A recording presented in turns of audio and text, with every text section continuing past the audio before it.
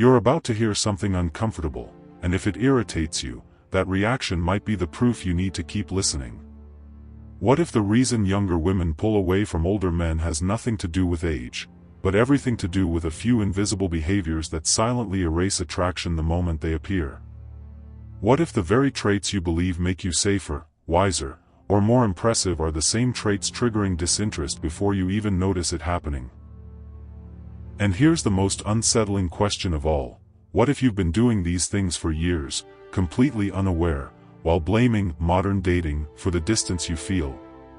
Think about the last time you felt that subtle shift. The conversation was warm, curious, even playful, and then suddenly something changed. Her replies slowed. Her eyes stopped searching your face. The energy faded without a clear reason. That moment is where this story begins, because attraction doesn't usually die loudly. It fades quietly, slipping away in seconds, triggered by signals so small they feel harmless. And most men never realize the damage until it's already done. But if you stay with me, you'll start to see the pattern, and once you see it, you can't unsee it. There's a strange myth that floats around dating advice spaces, that younger women dislike older men because of age itself. But psychology tells a very different story. Age is neutral. What matters is how a man relates to his age. The moment a man treats his years like a weakness that needs compensation, something primal shifts. Curiosity turns into caution. Interest turns into emotional distance. And here's the part no one likes to admit: the man often accelerates this shift by trying too hard to prevent it. You might think you're being respectful, impressive, or generous. But she might be feeling something else entirely. And we haven't even touched the most common mistake yet. Let me paint a scene. An older man meets a younger woman and immediately adjusts himself: softer voice, extra politeness, constant agreement. He listens intensely, nods deeply, treats every opinion like fragile glass. On the surface, this looks like maturity. But underneath, it sends a different message: I see you as above me. Attraction doesn't grow in that imbalance. Desire needs tension, polarity, equality. When admiration turns into quiet worship, curiosity dies. And here's the loop most men miss: the more he senses her pulling away, the more he leans into approval, thinking safety will save him. It never does. But why does approval feel safer than confidence? Hold that thought. Now comes the moment almost every age gap interaction reaches eventually: the age question. So, how old are you? It's asked casually, but the answer is never just a number. It's a psychological test. Not of age, but of self-perception. When a man hesitates, jokes nervously, explains himself, or preemptively defends the number, he silently tells her, I'm not comfortable with who I am. And discomfort is contagious. The tragedy is that the age gap only becomes heavy after he treats it like a burden. Confidence could have made it invisible. Insecurity turns it into the main character. And the moment she senses that, something closes inside her. Not judgment, but instinct. There's another reflex older men fall into, and it feels logical on the surface. If youth is valuable, then stability must be the counterbalance. So money appears. Not always directly, but subtly: nicer places, bigger gestures, stories that drift toward success, resources, achievements. It feels like providing. But psychology hears a different language: compensation. When attraction is built on exchange instead of presence, it loses its soul. She doesn't feel chosen, she feels managed.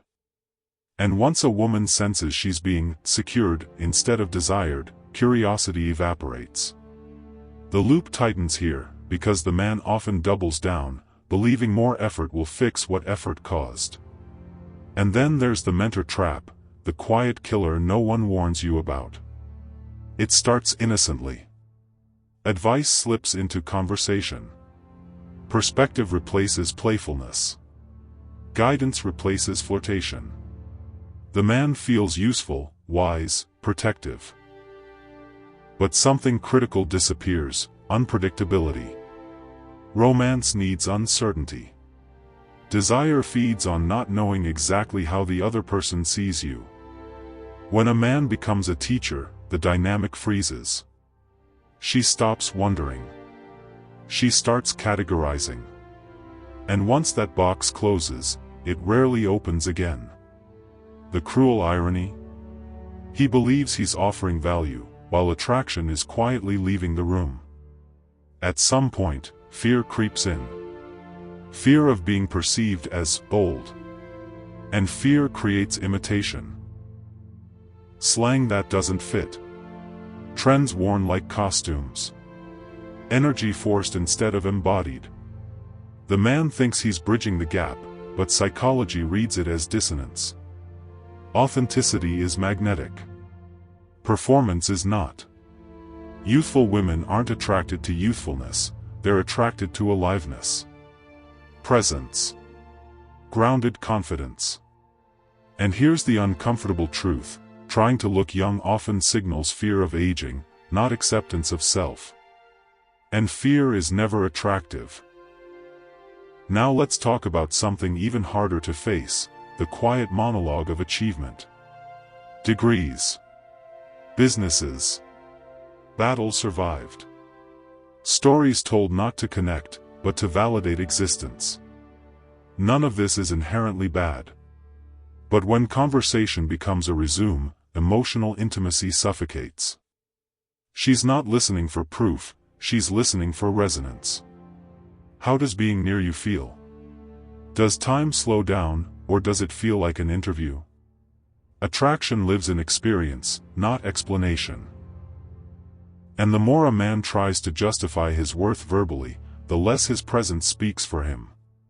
There's a moment in every man's life where neglect disguises itself as acceptance. I'm comfortable now. But comfort without intention becomes stagnation. Grooming fades. Posture collapses. Energy dulls. Not because of age, but because of disengagement from self. And here's the emotional peak most men aren't ready for: younger women don't fear age, they fear lifelessness. They fear being pulled into a slower, heavier, less curious version of themselves. When a man shows vitality, mental, emotional, physical, age becomes irrelevant. When he doesn't, no amount of status can save him. So what's the real pattern underneath all of this? It's not habits. It's identity. The men who lose attraction are not being rejected for who they are, they're being rejected for who they believe they are. A man who sees himself as past his prime moves like it. A man who sees himself as grounded, evolving, alive, radiates it. And psychology always responds to self-perception before external reality. Here's the bitter but freeing realization: younger women aren't turned off by older men. They're turned off by men who quietly apologize for existing. By men who shrink, compensate, explain, or perform instead of standing fully inside themselves. And once you see that, a new question opens. If attraction is really about internal alignment, not external age, what would change if you stopped trying to be chosen, and started choosing yourself again? The moment a man stops choosing himself, something subtle but devastating happens to the way the world responds to him. Not loudly. Not dramatically. Just a quiet shift, like a room losing oxygen. And the tragedy is that most men mistake this shift for rejection, when in reality it's something far more confronting: invisibility. Younger women don't walk away because they feel superior. They walk away because they feel nothing forming. And attraction cannot survive indifference.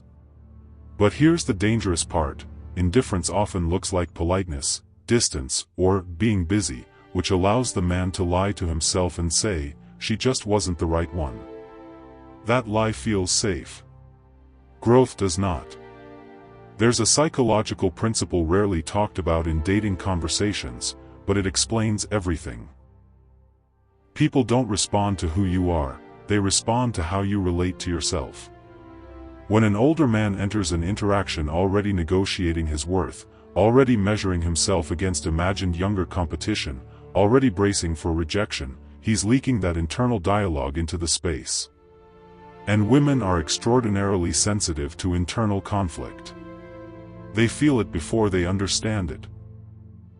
This is why some older men with no wealth, no status, no perfect looks still draw attention effortlessly, because they are internally settled. And that begs the uncomfortable question most men avoid: when did you stop being at ease inside your own skin? Many men think attraction is built through accumulation, more knowledge, more resources, more strategy. But attraction is subtraction. It's what remains when you remove the need to impress, the fear of loss, the hunger for validation. Younger women aren't attracted to complexity, they're attracted to clarity. A man who knows where he stands doesn't chase reactions. He creates gravity. And gravity doesn't announce itself. It's felt. The problem is, clarity requires facing something terrifying, the possibility that you've been hiding behind usefulness instead of presence. Let's slow this down. Imagine two men sitting in the same room. One is constantly adjusting, posture, tone, stories, opinions, trying to land correctly. The other barely moves. Not because he's disengaged, but because he's grounded. He listens without leaning forward. He speaks without rehearsing. He doesn't rush to fill silence. Now here's the twist: the second man might say less, but what he says carries more weight. Why? Because it's not driven by outcome. And nothing is more attractive than a man who isn't negotiating his value in real time. This is where fear enters the story again. Because once a man realizes attraction isn't about effort, he panics. If effort doesn't work, what does? The answer feels dangerous: alignment. And alignment means dropping the performance. It means risking being seen without the armor of achievement, humor, money, or age-based justification. It means allowing a woman to decide without trying to steer her decision. And that level of surrender feels terrifying to men who've spent their lives earning approval. But surrender is not weakness. It's confidence without tension. Here's an emotional truth that hits hard when you're ready for it: younger women are often drawn to older men not for safety, but for permission. Permission to slow down emotionally. Permission to feel grounded. Permission to explore depth without chaos. But the moment an older man turns that permission into control, advice, or structure, the magic dies. She didn't want a map. She wanted an atmosphere. And atmosphere can't be taught, it can only be embodied. Now let's talk about the moment of self-realization most men avoid. Ask yourself honestly, when you're with a younger woman, are you curious about her world, or are you subconsciously trying to pull her into yours? Curiosity keeps attraction alive. Recruitment kills it. The men who struggle most are often trying to fast-forward intimacy, to secure meaning quickly so they don't have to sit with uncertainty. But desire lives in uncertainty. It breathes there. And the men who can stay relaxed inside that space become unforgettable. There's a reason younger women often describe certain older men as calm, different, or grounding. Those words aren't compliments, they're signals. Signals that the man isn't chasing youth, validation, or replacement. He's present. He's stable without being rigid. Interested without being invested. And that balance is rare. Most men tip too far in one direction, either detached or desperate. Attraction lives in the middle. And finding that middle requires unlearning habits that once kept you safe. Let's hit the emotional peak now, the truth that stings before it heals. Many older men believe they're invisible because society no longer values them. But often, they've become invisible because they stopped valuing their own vitality. Not youth. Vitality. Curiosity. Play. Risk. When those disappear, attraction follows.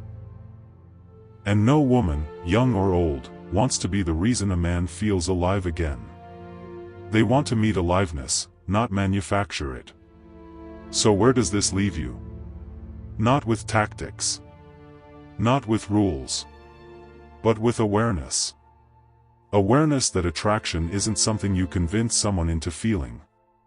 It's something you allow to happen by being fully anchored in who you are, without apology, without performance, without fear. And the paradox is this. The moment you stop trying to be attractive, you often become magnetic. The final loop is the most important one. If everything you've heard so far feels unsettling, it's because it challenges identity, not behavior. You don't need to change who you are. You need to stop hiding behind who you think you should be. And once you do that, a quiet confidence emerges, one that doesn't chase youth, doesn't fear age, and doesn't need permission to exist. That's the version of you women feel before they think. And that feeling is where attraction is born,